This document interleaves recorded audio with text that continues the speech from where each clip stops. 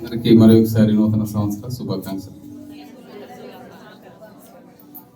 ఇప్పటి వరకు చెప్పిన గ్రీటింగ్ చెప్పారు కదా, పునరుద్ధరిస్తాను. కాళేబాయి గారు ఏం చెప్పారు మనకి?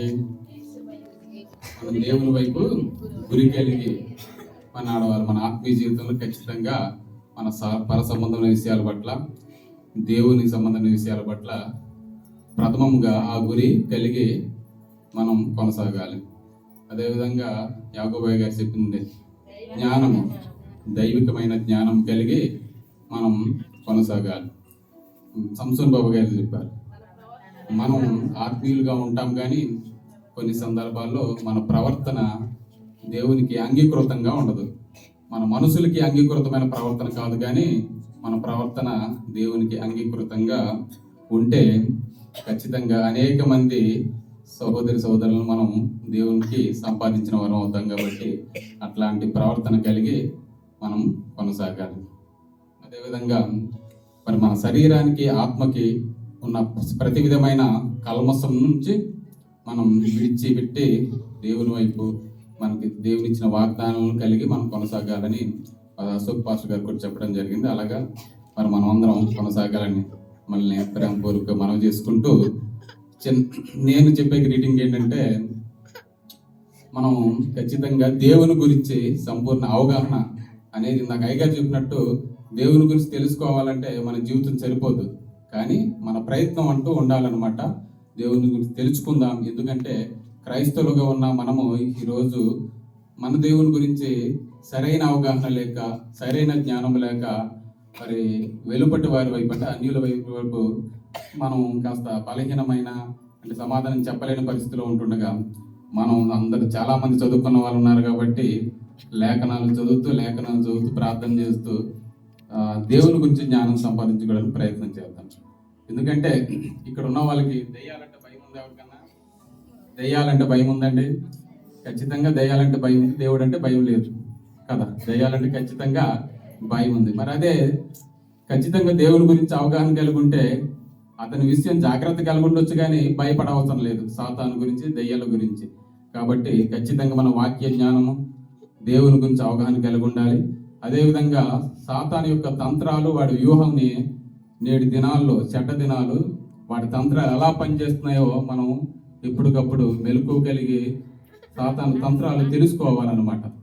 సాతానుడు సంఘంలోనే, విశ్వాసులలోనే వాటి తంత్రాలు ఉపయోగిస్తూ సంఘంలో చీలిక తీసుకొస్తాడు, మత్సరాలు తీసుకొస్తాడు, అసూయాలు తీసుకొస్తాడు.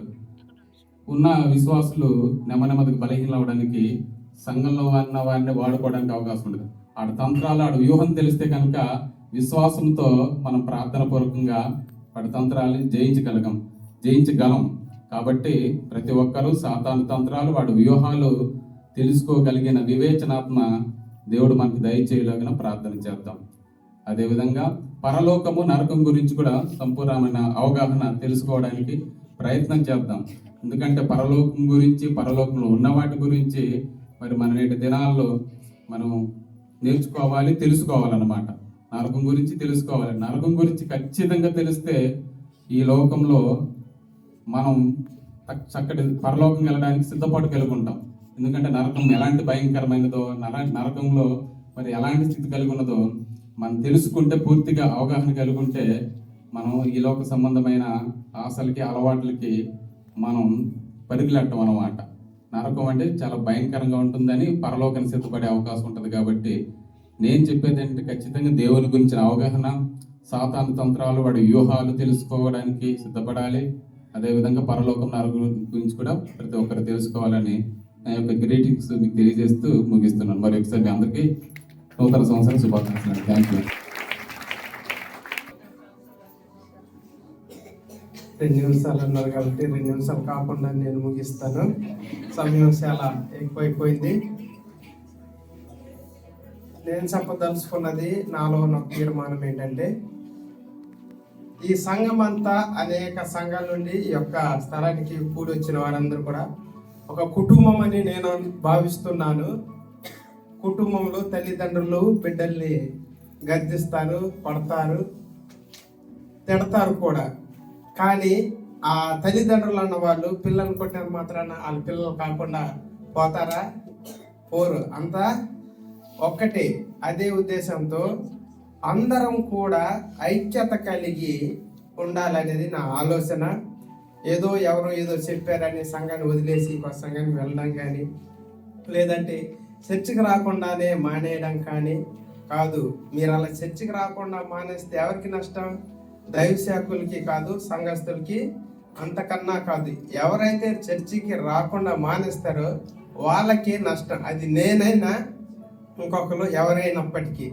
కాబట్టి ఈ యొక్క నూతన సంవత్సరంలో నూతనంగా ప్రతి ఒక్కరు ఐక్యత కలిగి పరలోకమందున్న తండ్రి చిత్తాన్ని నెరవేర్చాలన్న ఆశ, ఆలోచన. దేవుడి కొద్ది మాటలు దీవించును గాక.